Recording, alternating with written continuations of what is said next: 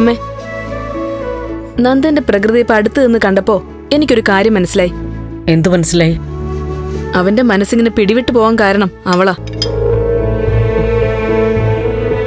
ആര്? ദേവികയോ? ആ, നന്ദൻ പറഞ്ഞോ ദേവിക കാരണോ അവന് ഈ അസുഖം വന്നതെന്ന്? അസുഖക്കാര് അതൊക്കെ മയക്ക് കെട്ടി വിളിച്ചു പറയോ? നമ്മളങ്ങ് ഊഹിക്കണം.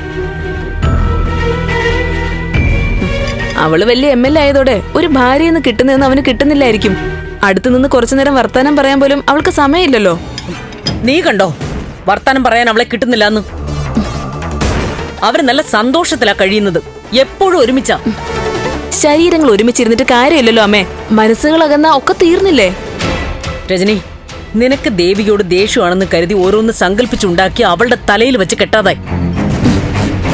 അവള് കൂടെ ഉള്ളത് കാരണോ നന്ദൻ സന്തോഷമായി കഴിയുന്ന തന്നെ. ദേവിക അവന്റെ ഒരു ശക്തിയാ.